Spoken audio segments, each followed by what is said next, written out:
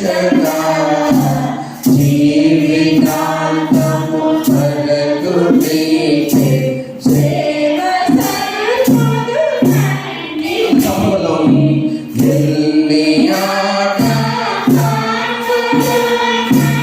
ఎన్ని భయములు కలిగినా అన్ని పోతును నీవు నిజమే రక్షగా జీవితాంతము నీకే సేవ సల్పుదునంటిని. పాప మార్గము ధరికి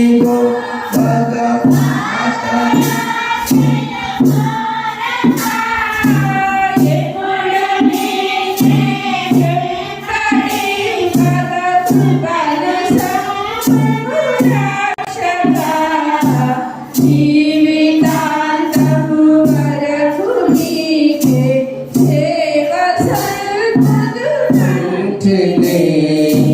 నీవు నాతో నుండి ధైర్యము నీచి నడచును రక్షగా జీవితాంతము వరకు నీకే సేవ సల్పుదునంటిని. మన తండ్రి అయిన దేవునియు ప్రభువైన యేసుక్రీస్తుని కృపయు సమాధానం మీకు కలుగును కాక. ఆమెన్. ప్రార్థన చేసుకున్నాం. జీవితాంతం వరకు మీకు సంసంతంలో ఒక మాట అందరూ ప్రార్థన చేసుకున్నాం. పరిశుద్ధుడా మీకు స్తోత్రాలు.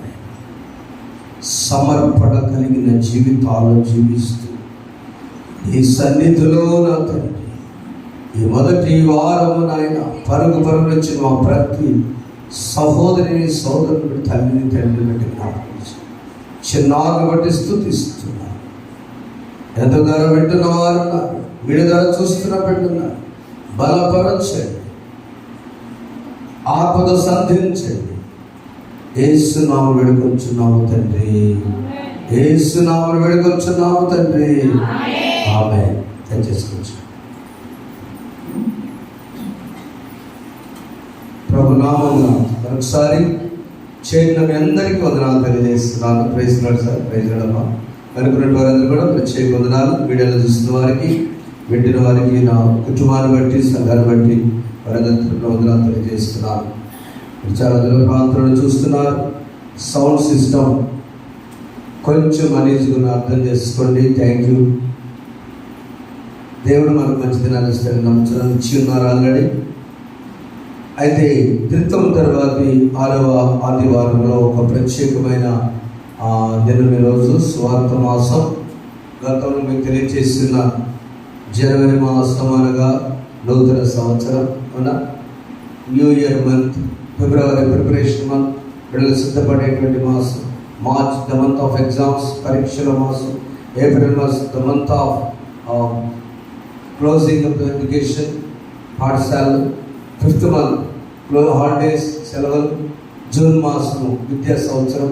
జూలై మాసం సువార్త మాసం. సువార్త ఉన్నది. ఈ మాసం అంతా కూడా సువార్త పరిచర్య, సువార్త పూజ పాటలు పాడుకుంటూ మనము ధ్యానం చేయాల్సిన వారమై ఉన్నాం.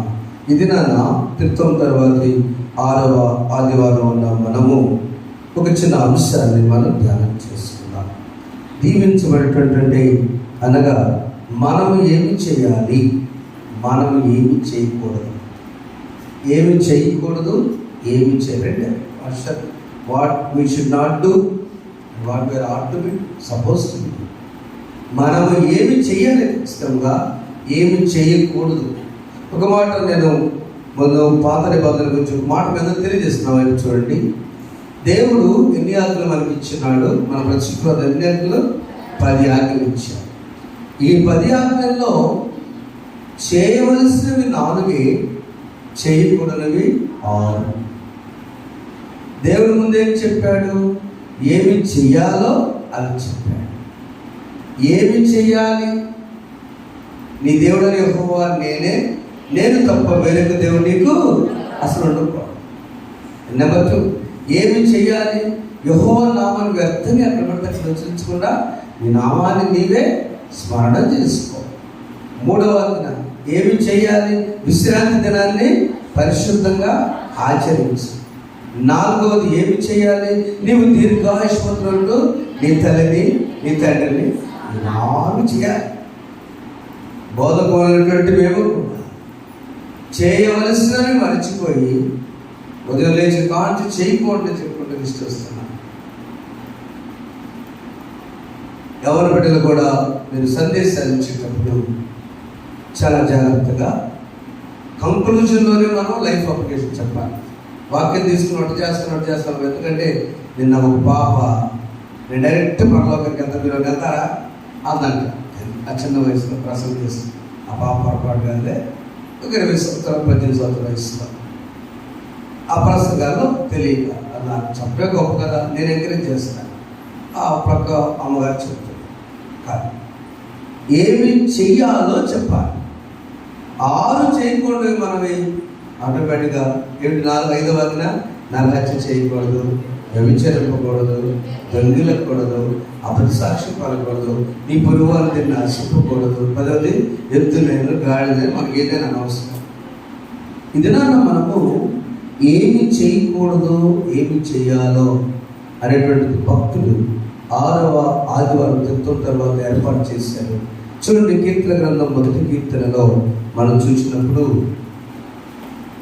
ఏమి చేయకూడదో దావీదు తన జీవితం అంతా కూడా కాసి వడపోసి ఒకే ఒక మాట ఒక గ్రంథం రాసేటప్పుడు ఎవరు కూడా శుభవచనాలు పలుకుతారు, కానీ ఒక కావ్యం రాసినా ఒక పాట రాసినా కూడా, కానీ దావీదు ఏం చేసి తెలుసా, తన జీవితంలో లోపల ఉడికిపోయినటువంటి ఇంకేమంటారు లోపల ఉన్నటువంటి వేదనంతా కూడా ఒకే ఒక వచనంతో స్టేట్మెంట్ క్లియర్ చేశాడు. 3 విషయాలు వద్దు మనకు అన్నాడు. వద్దు మనకి కొన్ని కావాలి, కొన్ని 3 వద్దు 3 కావాలి, అలా చెప్పుకుందాం. లేకపోతే 3 మనకు వద్దు ఏమిటంటే మొదటిది దుష్టుల ఆలోచన తప్పున నడిచే నడక. ఒకటిసారి దుష్టుల ఆలోచన చొప్పున నడిచే నడక మనకు వద్దు. ఎవరు దుష్టులు? ఎవరోగా దుష్టులు, ఇంట్లోనే ఉన్నారు దుష్టులు. అసూయ చేత కయ్యూను తన సోదరుని అసూయ నడక. ఏమైంది? మా అన్నయ్య మా తమ్ముడు అనుకోవచ్చు కదా, అర్పణించినప్పుడు దేవుడు కయ్యూను అర్పణ రాజీపడే జీవితంలాగా ఇచ్చాడు, హేబేలేమో శ్రేష్టమైనది ఇచ్చాడు. అందుకని తన ఆలోచనలో ఆ చిన్న రక్త సంబంధమైనటువంటిది తెలుసుకోలేక ఆదాము హవ్వల కుటుంబంలో నుంచి వచ్చి దేవుని కుటుంబాన్ని ఆ తల్లిదండ్రులు మరి ఎలా నూరిపోయినదో మొదటిదే బైబిల్లో హత్య. ఆలోచన, దుష్టుడు ఆలోచన. ఎవరి దుష్టుడు? ఏదేను వనంలో వాళ్ళ అమ్మగారు అనేటువంటి అవ్వమ్మకి నూరి పోసిన దుష్టుడు కయ్యూనుకు వచ్చింది. ప్రార్థన మొదలైతే ఆ బాధ లేదు కాదు. ఆ తర్వాత తెలుసుకుని ఆదాము అవ్వలో అసలు దేవుడు ప్రార్థన చేయాలని ఆదికాండం 4వ అధ్యాయం ప్రార్థన ప్రారంభం ఎప్పుడు మొదలుపెట్టారు?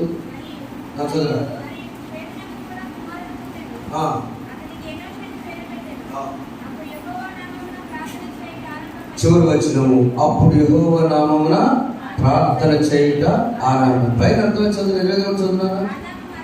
ఆదాము మరలా అంటే హేబేలు చనిపోయినప్పుడు మన తన భార్య కూడినప్పుడు ఆమె కుమారుని కయ్యూను చంపిన హేబేలునకు ప్రతిగా దేవుడు నాకు మరి యొక్క సంతానమును నియమించాలనుకొని అతనికి షేతుని పేరు పెట్టాడు.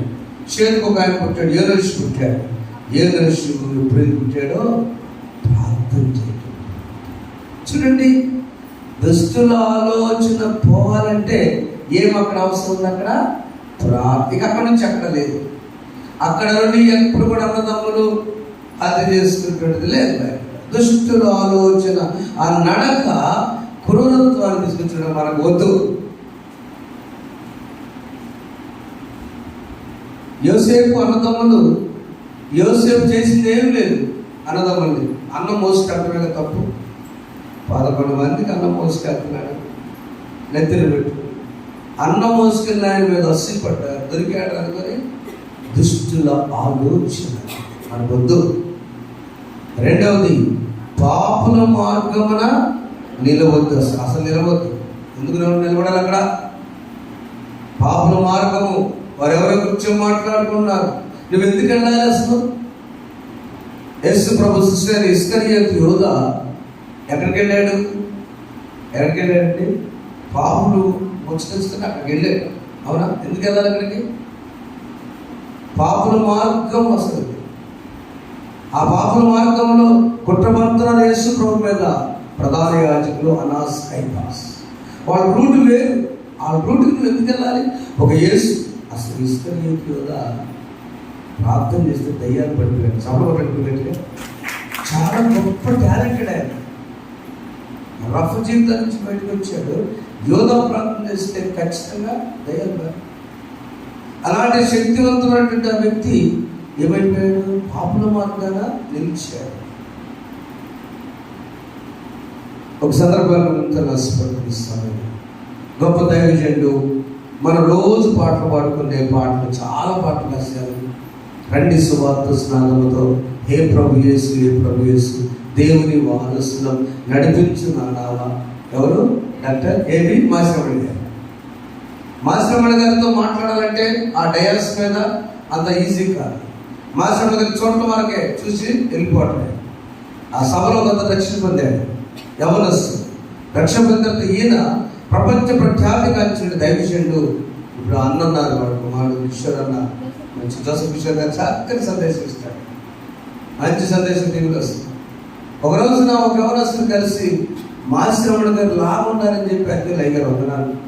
మీరేంటి ఇంత బిజీగా ఉండేవాళ్ళు, ఇంత ప్రశాంతంగా కూర్చొని వ్యాపారం పెట్టారు, బిజినెస్. స్వార్థ పరిచయం విడిచిపెట్టి, అందరూ పెద్దవారు కాబట్టి తండ్రికి తండ్రి సమానం అని జ్ఞాపకం చేస్తాను. నేను మీ దగ్గర రక్షణ పొందాను, మీరేంటి ఇలా ఉన్నారని అన్నప్పుడు ఇంటికి వెళ్ళి తన మనసు ఈ బిజినెస్ ఇవన్నీ నేను స్వార్థ బైబిల్ పట్టుకొని స్వార్థ ప్రకటించి ప్రపంచ ప్రకటించి నేను నా చేతిలో అయిపోయింది అని వేదన పడి ఇక నా నావ ఈ బిజినెస్ నా వద్దయ్యా, జరిగిందని నడిపించిన నా రహస్యం. నడిపించున్నావా నడి సాంద్రమున దేవా అందరూ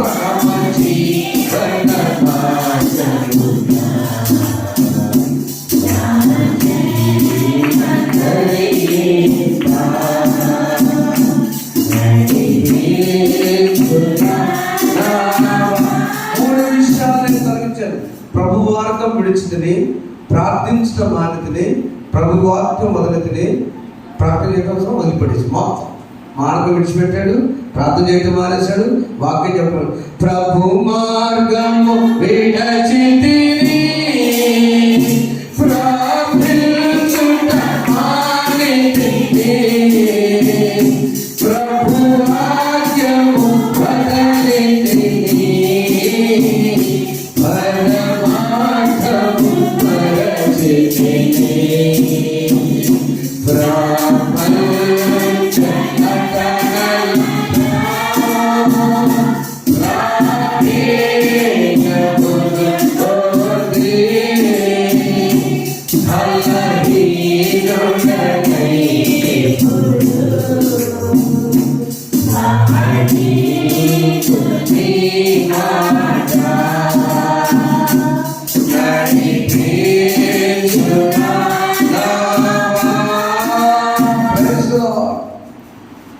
దేవుడు ఎప్పుడైతే పిలిచాడో, పిలిచినవాడు నమ్మదగినవాడు. ఒకవేళ మనం దుష్టుల ఆలోచన కొన్నిసార్లు విన్నా అవను కూడా అలా పిలిచాడు, ప్రార్థన చేయమని చెప్పాడు కదా. పాపల మార్గం నిలిచినా కూడా తీసుకుని వచ్చాడు. సహోదరుడు తండ్రి స్టార్ట్ చేసిన దానికి వెళ్ళాలి. అపహాసకులు కూర్చుంటు చోటను కూర్చోవద్దు. పేతురు చలిమంట కాస్తూ అపహాసించేటువంటి జనం యేసు ప్రభు యాత్ర సాగుతుంటే ఎక్కడ కూర్చున్నాడు ఆయన? కానీ చలిమంట దగ్గర కూర్చునే టైం అది, చలిమంట దగ్గర కూర్చునే టైం అది. శుక్రవారం అమ్మగారు వస్తుంటే పాసం మనోడు పాసం మరి కమ్ముగా ఎక్కడ రావాలి? చర్చి. దేవాలయంలో స్వస్థపడిన తర్వాత గంతులు వేయచ్చు దేవాలయంకి వెళ్ళలేదా? ఆ తల్లిదండ్రులతో వెంటనే వాడు గది చర్చి వెళ్ళలేదు, ఇంటికి వెళ్ళలేదు. నిన్న కాకుండా అపహాసంగా కూర్చుండే చుట్టూ మన బిడ్డలు కూర్చొని కూడా చేసే బాధ్యత. పేతురు తన వయసులో పెద్దవాడు ఇవి కూడా ఎక్కడ కూర్చున్నాడు? సన్నిమంటలు కాస్త యేసు ప్రభు యాత్ర, శిలువ యాత్ర, గెత్సేమనే తోటలో అలా 40 దినాలు వెళ్తుంటే కమ్మకు సరిపడి అందరూ సరిపడరు కదా, ఆయన ఒకటి పుట్టిందా? అపహాసం కూర్చునిస్తాడు. దేవుని మందిరంలోకి ఇచ్చే సమయాన్ని అక్కడికి కూడా మనకు వద్దండి. నా ప్రేమైన తల్లులారా, తండ్రులారా, దేవాలయంలో ప్రార్థన జరుగుతుంటే ఇంట్లో ఉండండి, చర్చిలో ఉండండి. అది నిజంగా నేను ప్రేమతో కుమారుడిగా తండ్రులకు చెప్తున్నాను, సహోదరుడిగా సహోదరులకు చెప్తున్నాను, చెల్లెలుగా అన్నయ్యగా చెప్తున్నాను, సోదరునిగా చెప్తున్నాను. అపహాసం కూర్చుని దేవుని సన్నిధి పూజా మందిరం దగ్గర మసీదులో రంజాన్ పండుగ జరుగుతుంటే ఒక్క ముస్లిం స్త్రీ బయట కనపడిందా? ఒక్క ముస్లిం బిడ్డ కనపడతాడా? ఒక్క ముస్లిం కనపడతాడు సార్? నో. ఆదివారం, ప్రతి ఆదివారం మనకు రంజాన్, ప్రతి ఆదివారం క్రిస్మస్, ప్రతి ఆదివారం ఈస్టర్. నీ బిడ్డలతో కలిసి దేవుని సన్నిధికి వెళ్ళడానికన్నా వెళ్ళాలి, లేకపోతే గృహాలనన్నా ఉండాల్సింది తప్ప బయట కనపడకూడదు. అది దావీదు తన జీవితంలో పలికిన సాక్ష్యం. This is the testimony of David the king. ఏది చేయకూడదు చెప్పండి, ఏం చేయకూడదు? దుష్టుల ఆలోచన మన వద్దు, వాళ్ళతో పంచుకోవద్దు. రైట్, వాళ్ళ పాపుల మార్గమున నిలవద్దు. అపహాసం కూర్చునే చోట కూర్చో. మనకేం మరి ఏం చేద్దాం? అవి వద్దు. మరి ఏం చేయాలి మనము? ఇప్పుడు చదవండి. యెహోవా ధర్మశాస్త్రమందు ఆనందించు. కనుక 3 విషయాలు. మొదటిది, దేవుని మాటను విశ్వాసం ద్వారా వినాలి. రోమపత్రిక 10వ అధ్యాయము 17వ వచనం. ఎప్పుడైతే ఆ ధర్మశాస్త్రం అనేటువంటి దాన్ని మనం ఆనందిస్తామంటే, రోమపత్రిక చదువుగా, వినుట వలన విశ్వాసం కలుగును, వినుట క్రీస్తును గూర్చిన మాట. ఈ ధర్మశాస్త్రం అందరూ చదవలేరు కాబట్టి వినాలి. 3 విషయాలు మనం చేయవలసింది ఏంటంటే, మనకు యుద్ధాలుకున్నాం, మనకు కావాల్సింది ఏంటంటే వినటం వల్లే విశ్వాసం వచ్చింది. వాక్యమును వినాలి, ధర్మశాస్త్రం గురించి వినాలి. ఈ ధర్మము శాస్త్రం ఏంటంటే, ఆనాడు మోషేకు ఒక మనస్సాక్షి వలన వచ్చిందట. మనస్సాక్షితో వినాలి ధర్మశాస్త్రం ద్వారా. చాలా జాగ్రత్తగా పవిత్రంగా వినాలి. సెల్ ఫోన్లో ఎందుకు వద్దంటారంటే, తప్పక కూడా చదువుకోవచ్చు, కానీ బైబిల్ గ్రంథం చదివారంటే బైబిల్ గ్రంథంలో దేవుని మాటలు తప్ప, దీనిలో మనం పెట్టుకునే పేపర్ తప్ప వేరే ఏమి ఉండవు. కానీ సెల్ ఫోన్లో స్టోరేజ్ పిచ్చి పిచ్చి అన్నీ ఉంటాయి కదా, ఉంటాయి తెలియకుండా ఉంటాయి. ఆ పవిత్ర గ్రంథాన్ని చదివేటప్పుడు, కొత్తలో వచ్చినప్పుడు, చాలా కొత్తలో అసలు వచ్చేసి అన్న శ్యామని అక్కడ చదువుతుంటే ఏంది సెల్ ఫోన్లో వాడుతున్నా విచిత్రంగా ఉండేది. ఇప్పుడు చదివితే పొరుగు, అప్పుడు తెలియకపోతే ఘనంగా చెప్పుకోండి, ఇప్పుడు చదివితే పొరుగు. కొంతమంది పాపం ఆ సైట్ అందుక చదువుకుంటారు, తిరిగిగా ఉంటారు, ఆ అక్షరం కనపడక చదవాలి. అయినా జీవ గ్రంథాన్ని, ఈ ధర్మశాస్త్రాన్ని మనం వినాలి. మాట వింటే నీకు ప్రయోజనం. చేయాల్సి చూడండి, ఈరోజు చదువుకున్న వాక్య భాగంలో మత్తయి సువార్త, పరిశుద్ధ మత్తయి రాసిన సువార్త 21వ అధ్యాయము 28వ వచనం చదవండి. ఒక మనిషి కుమారుడిని, కుమారుడా పోయి ద్రాక్ష తోటలో పని చేయమని చెప్పగా,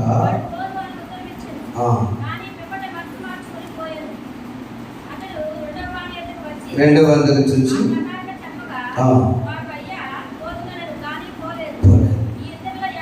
వీరిద్దరిలో ఎవరు మనకి ఇప్పుడు జాగ్రత్తగా మీరు చెప్పండి. యేసు ప్రభు చెప్పిన మాట వినటం, విధేయత, ఈ రెండు విషయాల్లో వినటమేమో పెద్ద కుమారుడేమో ఏమన్నాడు, మొదట నాన్నగారు నేను పోను అని చెప్పాడు. తర్వాత రెండోవాడేమో పోతానని చెప్పాడు. ముందు అతను నేను పోను అన్నాడు, కానీ మనస్సు మార్చుకున్నాడు.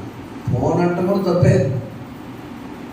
మనం క్లియర్గా మాట్లాడితే ముందు విధేయత ఏమొస్తుందంటే చెప్పింది కదా అనుకుందంతే. పెద్ద కుమారుడు హైలైట్ చేసిన అవసరం లేదమ్మా. నాన్నగారు ఏదైనా చెప్పాడంటే ఆయన చేయలేకే కదా. ద్రాక్ష తోటలోకి వెళ్ళి పనిచేయడానికి సరే నాన్నగారు, వ్యవసాయానికి మించిన పనే ఉంది, అసలు ఎంత మించిన పనే ఉంది ఇంకా. కనుక శ్రేష్టమైనటువంటి నాన్నగారు చెప్పిన మాట వెంటనే నీకు ఆశీర్వాదం. ఆయన వెళ్ళలేదు, అక్కడ ఫెయిల్ అయ్యాడు. తరువాత మనసు మార్చుకొని నాన్నగారు ఇలా చెప్తే ఎందుకు నేను ఇలా చేశానని వెళ్ళాడు. రెండోవాడు ఎలా అంటాడంటే ముందు ఏదో ఆయన వదిలించుకుంటూ పోతాడుగా, ఎంత నన్ను గట్టిగా కొంతమంది ఉంటారు కదా, అసలు గట్టిగా చేయకపోయినా కొని ఖచ్చితంగా చేస్తాడు. ఎందుకంటే అప్పుడు చెల్లిపోతాడు, అంతేనా, వదిలించుకోతాడు. వెళ్ళాడా? వెళ్ళలా. వీరిద్దరిలో ఎవరు మారు మనస్సు పొందినటువంటి వాడు ధన్యులు. మనం కూడా దేవుని వాక్యం అర్థం కాకుండా చాలా ప్రశ్నలు వేసి హైందవ సోదరులు ఎలా అని తెలుసుకున్న వాళ్ళేమో ఒకసారి మార్పు పొందిన తర్వాత వెనకకు పడుతున్నారా? వెనకకు పడుతున్నారు. మనం చిన్ననాడు నుంచి మనమేమో వింటాం కానీ ఎట్టి పరిస్థితుల్లో చెయ్యం, రావడం జరిగిపోతాం. ఎందుకు? రెండవ జత దేవుని మాట విన్నప్పుడు నీకు విశ్వాసం కలిగిందండి. మనం చేయాల్సిన 3: ఒకటి మాట వినాలి. దేవుడు చెప్పినప్పుడు వింటే నీకు విశ్వాసం దొరికింది. ధర్మశాస్త్రం అందు ఆనందించాలంటే వారు ధన్యులు కదా. ఆ ధర్మశాస్త్రం ఆనందిస్తూ వారు వినటానికి ఇష్టపడుతున్న వ్యక్తిగా ఉండాలని, మారు మనస్సు పొందిన బిడ్డగా ఉండాలని దేవుడు కోరుకుంటూ ఉన్నాడు. దీని ద్వారా విధేయత ఏంటంటే, ఈ మాటలు మనం చదివేటప్పుడు విధేయత చాలా ప్రాముఖ్యమైనది. పరిశుద్ధ వందనాలు, పరిశుభ్ర ఆహారం దీవించాలి, ఆశీర్వించాలి. యేసు నామములో దీవించుకుంటాను. ఆమె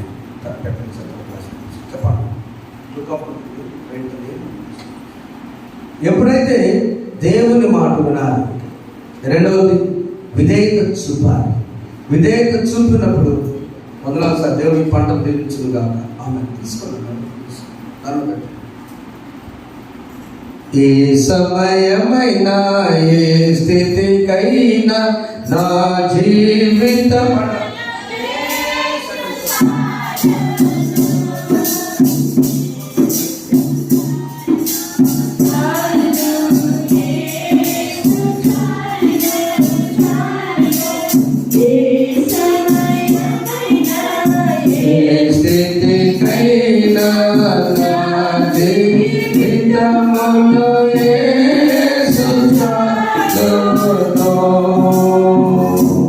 మన జీవితం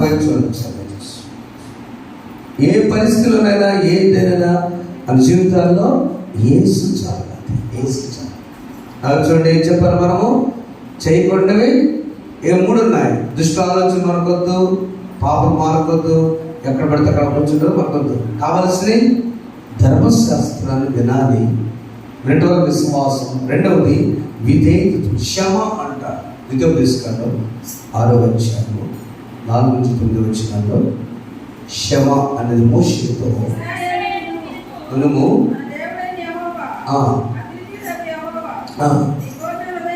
నీ పూర్ణ హృదయంతో, పూర్ణాత్మతో,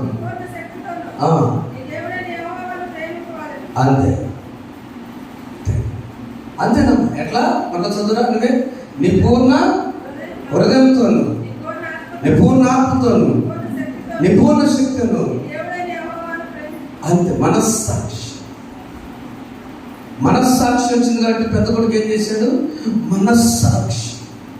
మనస్సాక్షి ఎప్పుడైతే కదిలించిందో అదే మామూలు మనస్సు. రెండోవాడు ఇందాక ప్రార్థన చేసినట్టుగా మన అంటారా, కపటమైన జీవితం జీవించాడు పెద్దవాడు. మనస్సాక్షి శాశ్వత పూర్ణాత్మ నా తండ్రి ఎందుకు అన్నాడు వెళ్ళమని చెప్పని మనం కూడా నా ప్రియమైన దేవుని బిడ్డలారా విందాం, విధేయత చూపుదాం. ఎంతకాలం వినాలి?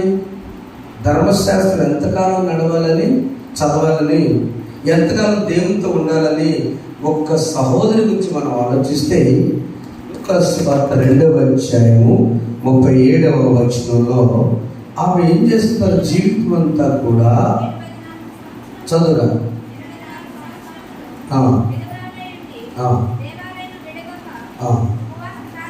దేవాలయమును విడువక ఉపవాస ప్రార్థనతో రేయింబగడు సేవ చేస్తున్న ఎవరామె? అన్న కాదు, అన్న అన్న అంటే అన్నయ్యలాగా అన్న. హన్న అంటే బిడ్డల కోసం మరపెట్టే సమయంలో అమ్మగారు. ఈమె ఒకసారి ఆ వచనం 37లో ఉన్నటువంటి మాట,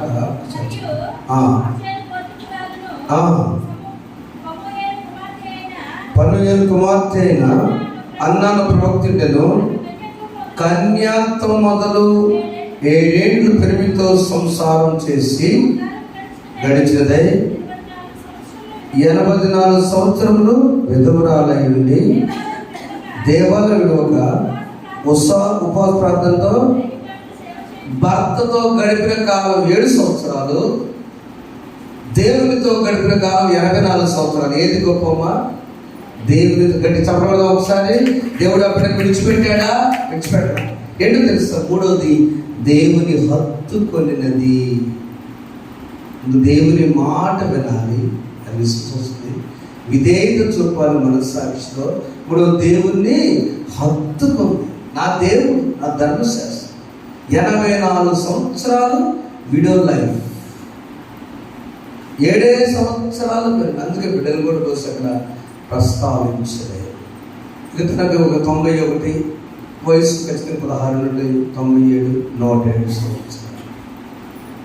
నా బిడ్డలారా, దేవుడు నిరుత్సాహము, వేదన, కన్నీటితో ఉన్న పరిస్థితులు కూడా దేవుని హత్తుకోవచ్చు. అన్ని పరిస్థితులు బాగున్నప్పుడు కూడా దేవుణ్ణి హత్తుకోవచ్చు. వేదనలు కూడా దేవుని హత్తుకోవచ్చు. మన 3 మాట కీర్తన నేర్చుకున్నాం. స్తుతించాలి, సాక్ష్యం పలకాలి, సంతోషించాలి. చెప్పండి. స్తుతించాలి, సాక్ష్యం పలకాలి, సంతోషించాలి దేవుని బట్టి. ఇవన్నీ ఎప్పుడైతే మనం కలిగి ఉన్నామో ఏం చేస్తుంటే మనం ధర్మశాస్త్రాన్ని గురించి వింటాము. 2వది మనస్సాక్షితో విధేయత చూపి దేవుడి తండ్రి చెప్పినట్టు చేస్తాము. 3వది హత్తుకుంటాం. ఈ 3 తెలియక ఒక ఆయన, అపొస్తలుల గ్రంథం, ఆశ కలిగిన ఒక ఆయన ఏం చేస్తున్నాడు? అక్కడ నపుంసకుడు ఆయన. ఆయనకి ఎంత ఇష్టంగా ఉందంటే యెషయా గ్రంథం చదువుతూ తాను చదవండి ఒకసారి. పత్రిక పాఠ్యభాగము అపొస్తలుల గ్రంథము 8వ అధ్యాయంలో చదవండి, 26 నుంచి.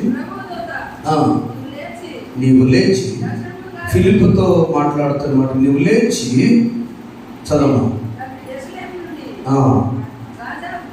గాజాకు పోవు అరణ్య మార్గంలో కలుసుకోమని ఫిలిప్తో చెప్పగా అతను లేచాలండి. ఇక్కడ ఫిలిప్కి దేవుడు సువార్త చెప్పని చెప్పాడు. ఆనాడు దేవుడు ఏది పలికితే అదే. నాకు రాత్రి అంతా నిద్రపట్ల. ఒక పక్కన షమ్మి హైదరాబాద్ ఉమ్మరు ఉన్నాడు, ఒక పక్కన నేనుండా. ఎదురు దొరుకుతున్నాను మిత్రుడు. నేను ఎక్కడో పక్కన ఈనాడో ఏంటి ఇట్లా వచ్చిందన్న 5 బాబు ఫోన్ చేసి డాడీ లేచి బయలుదేరి వెళ్ళిపోయేవాడు. ఎక్కడ వెళ్ళిన 5 బాబుకి అని వెళ్ళిపోతున్నాడు. అక్కడ వేశాడు. దేవుని దర్శనం ద్వారా ఫిలిప్కి చెప్పాడంటే, నువ్వు లేచి పలానా రూట్లోకి వెళ్ళు, ఆ రూట్లో నేను ఒక అతను ఆశ కలిగి ఉన్నాడు. ఎవరైనా? రాణి గారు ఐథియోపియా దేశాన్ని రాణి పరిపాలిస్తుంది. కందాకి అనేటువంటి రాజమందిరంకి ఇచ్చిన బిరుదు అది. కందాకి అంటే అక్కడ ఉంది కదమ్మా, ఐథియోపియా రాణి అయినా కందాకి కింద మంత్రి, ఆమె యొక్క ధనాధారం మీద ఉన్న అంటే ట్రెజరర్, ఫైనాన్స్ మినిస్టర్. అయితే నపుంసకుడు ఆరాధించకు యెరూషలేమునకు వచ్చి ఉండెను. రథం మీద ప్రార్థనకి వెళ్ళడానికి, ఆరాధనకి ఆయన చాలా దూరం ప్రయాణం చేయాలి. గాజా, యెరూషలేం గాజా పోయే రూట్ అది. ఆ రూట్లో ఎంత ఆస్తి ఆయన వెళ్తున్నాడంటే అక్కడ ఎన్నింటికి ఆరాధన తెలియదు. అయినా కూడా యెరూషలేము మందిరానికి వెళ్ళి ఆయన అక్కడ ఆరాధించుకోవాలని వెళ్తున్నాడు. నపుంసకులు అంటే మీకు 2 రకాలు ఉంటారు. మొదటి పుట్టుకతోనే స్త్రీ కాకుండా పురుషుడు కాకుండా ఆ క్రోమోజోమ్స్ వల్ల ట్రాన్స్జెండర్స్ అంటారు. వారిని నపుంసకులు అంటారు. వారు పుట్టుకతోనే అలా తయారవుతారు. కొంతమంది వయసు వచ్చినా తయారవుతారు. మన బాబోళ్ళు వయసు పిల్లోడు ఒకడు అన్నయ్య రూపాయలు అడిగే పిల్లోడు సడన్గా మంచి అలాంటి కనపడ్డాడు. పాస్టర్ గారు అందరూ ఉన్నాము. అరే సీన్ ఏం తింటున్నాడు, పరిగెత్తున్నాడు. నేను పిలిచాను, ఎందుకు ఇట్లా అయిపోయావు? కాదన్నయ్య చవి బాగున్నావు అన్నాడు. ఎందుకు ఇట్లా ఇంట్రెస్ట్ చేసుకున్నావు? దే ఆర్ బికేమ్ ట్రాన్స్జెండర్ అమ్మా. మామూలుగా పిల్లాడు ట్రాన్స్జెండర్ అయ్యాడు. కానీ ఇక్కడ ఎవరో తెలుసా అండి, ఈ నపుంసకుడు ఎంత గొప్పవాడో తెలుసా? ఆ రోజుల్లో వివాహం చేసుకోకుండా రాజుగారి దగ్గర నమ్మకం ఉండడానికి, బిడ్డలు కూడా పుట్టకూడదని వారు సొంతగా నపుంసకత్వం చేసుకునే గొప్ప వ్యక్తి. చెప్పకూడదు ఒకసారి, మీకు అర్థమైందండి. మామూలు వ్యక్తి ఒక రాణి గారి కింద నమ్మకం ఉండాలంటే నాకు బ్యాక్గ్రౌండ్ ఏమి ఉండకూడదు, నాకు ఏ ఆశ ఉండకూడదని ఆయన నపుంసకుడయ్యాడు. భక్తి పరుడు. ఎక్కడికి వెళ్తున్నాడు? యెషయా గ్రంథం చదువుతూ వెళ్తున్నాడు. యెషయా గ్రంథంలో ఏం చదువుతున్నాడు చూస్తారా ఒకసారి? యెషయా గ్రంథంలో ఆయన చదువుతున్న తీయండి ఒకసారి.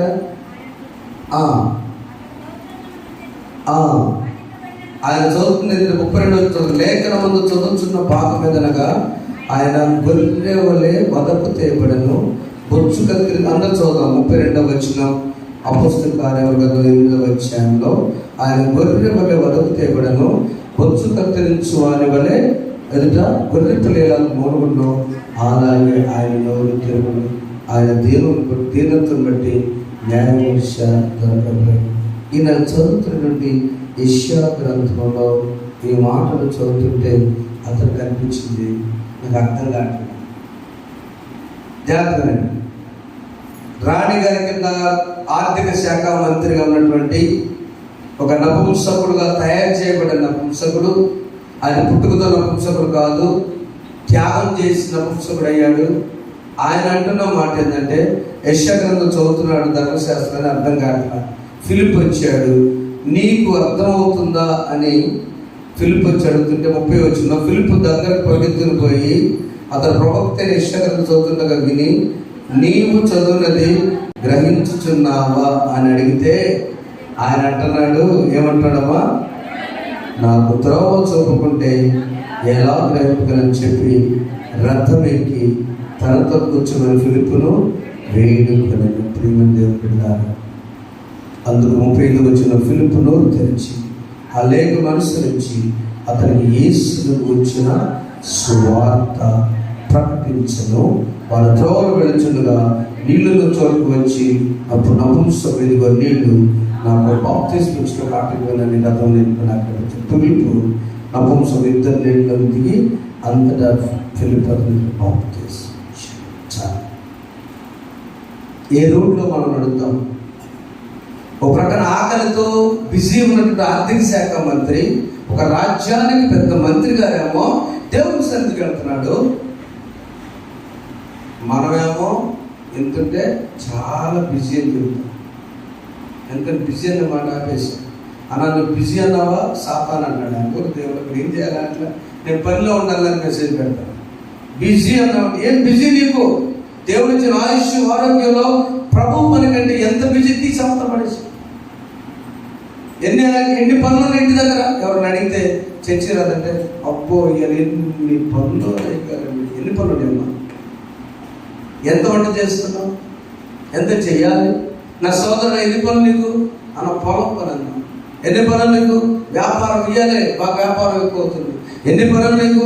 ఉద్యోగంలో ఈరోజే సార్, ఓకే మీకు తప్పదు, సాయంత్రంలో చర్చకెళ్ళండి. దేవుని సన్నిధిలో ఈయనకి ఎంత బిజీ ఆర్థిక శాఖ మంత్రి. రథం ఎక్కి ఆశతో అర్థం కాకపోయినా యెషయా గ్రంథం చదువుతాడు. మనము చదవటానికి అసలు ప్రారంభించాము. అమ్మ నేను ఇక్కడ అడగను కానీ ఇంటికి వెళ్ళి గుండెపై చేసుకుని ఈ మొదటి అధ్యాయం ఆదికాండం నుంచి చదవండి. లాటరీలాగా చదవాలి. లాటరీలాగా చదివితే చిన్నప్పుడు చెప్పేవాడు మా యూత్ పెట్టేవాడు. ఇస్కరియోతు యోధా నోవాహేమో దేవుడు చెప్పినట్టు అట్లు చేసాను వచ్చింది. ఎట్లు చేశాను? ఇస్కరియోతు యోధా ఉరి పెట్టుకున్నట్టే ఉరి పెట్టుకుని వచ్చింది. ఈ రెండు వచ్చిన లాటరీగా వచ్చింది. ఆయన చదవడం దేవుని వాక్యాన్ని యెషయా గ్రంథం ఎప్పటి నుంచి ఆయన చదువుకుంటూ వస్తున్నాడు. అర్థం కాకపోయినా కూడా అన్ని అధ్యాయాలను చదువుతున్నాడు. వేరుగా దేవుని వాక్యం యెహోవా ఇప్పుడు చెప్పండి 1వ అధ్యాయంలో అందరూ చూడకుండా చూద్దా. యెహోవా ధర్మశాస్త్రంలో ఆనందించు దివారాత్రములు ధ్యానించిన అన్న తల్లిలాగా ధ్యానించడానికి ఇష్టపడాడు ధన్యుడు. అది ఎట్లుంటాడు? అతడు నీటి కాలువన నాటబడినది ఆకువాడిగా తన కాలముందు ఫలమించి చెట్టు. 119వ కీర్తన 92వ వచనం. 119వ కీర్తన 92వ వచనం చదువు ఒకసారి. దేవుడు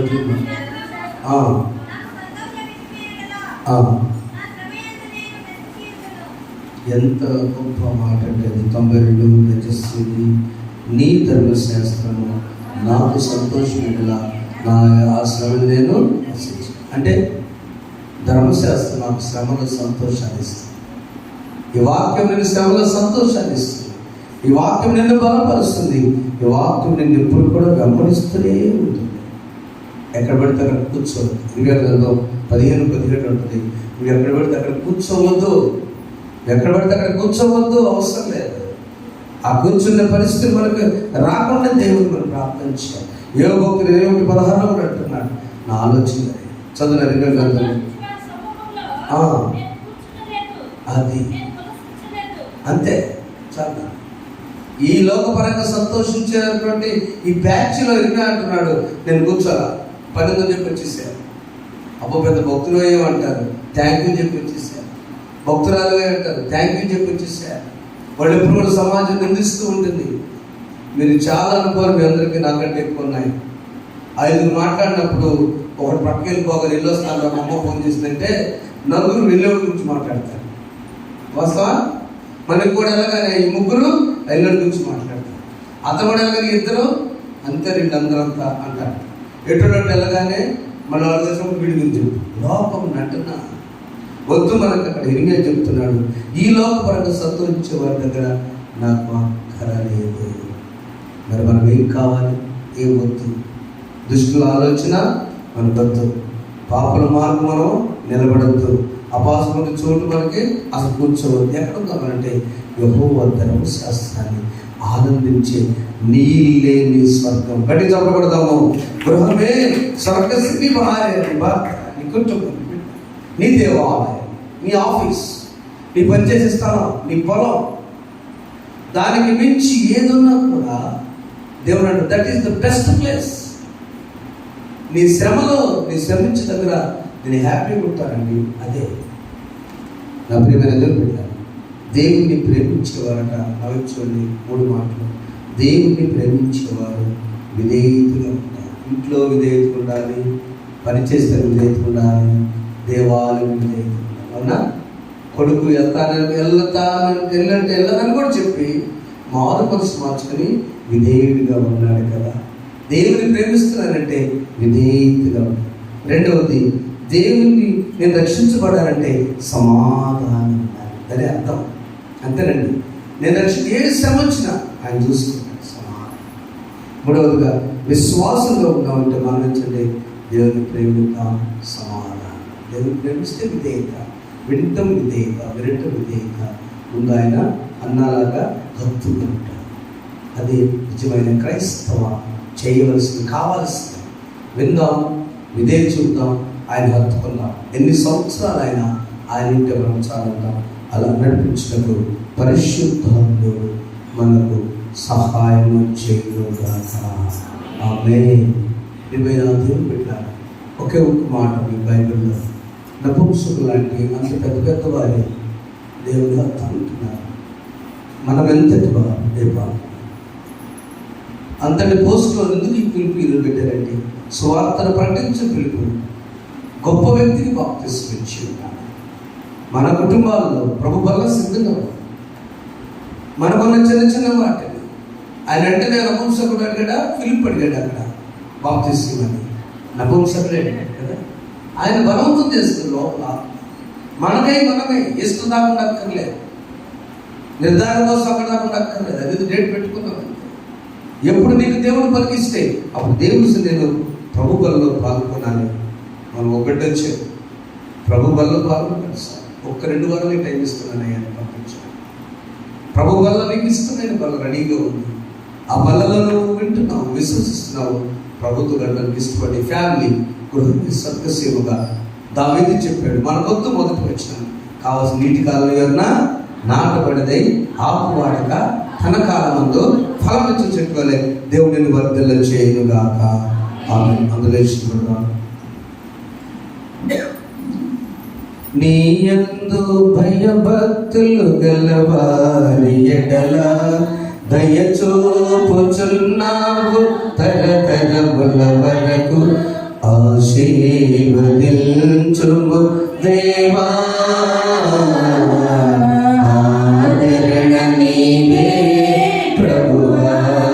అనుదినము నీ కృపయే చాలు, అనుక్షణము నీకే అనుదినము నీ కృపయే చాలు, అనుక్షణము నీకే స్తుతులు.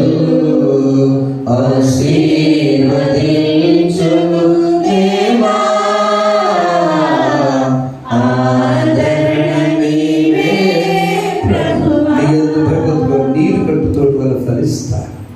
యేసు నామములో మీరు నీరు తట్టుకోవడం వల్ల ఫలించుదురుగాక. యేసు నామములో మీరు వర్ధిల్లుదురుగాక.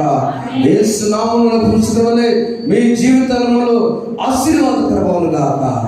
పరిశుద్ధునికి స్తోత్రం. మాకు వద్దని మాటలైనా దుష్ట ఆలోచనలు, పాపల మార్గం, అపాసం చూపించవద్దు. దుష్ట ఆలోచన అన్నదమ్ములైనా కూడా వేసే పని కాదు. కయ్యను ఆలోచన మాకు వద్దు. పాపలు ఉండేటువంటి అపహాస స్థలం పేతులు ఉన్నట్టు మాకు అయ్యా తండ్రి. మాకు కావలసిన నపుంసకులు లాంటి భక్తి జీవితాలు, మాకు కావాల్సిన మారు మనసు కుమారు లాంటి జీవితాలు మాకు కావలసిన తండ్రి. ఇదిగో అన్నానే ప్రవక్తి ఏ విధంగా 24 సంవత్సరాలు నేను అర్థంగా జీవించింది. మేము మా ప్రతిగంతగా నీతో జీవించేవాడిగా చేయమని యేసు నామములో వేడుకొంచున్నాం తండ్రి. ఆమేన్. సమస్త జ్ఞానమించిన దేవుని సమాధానం ప్రభువైన యేసు క్రీస్తు మీ హృదయంలో మీ తరపున కావాలని గాక. ఆమేన్. దేవా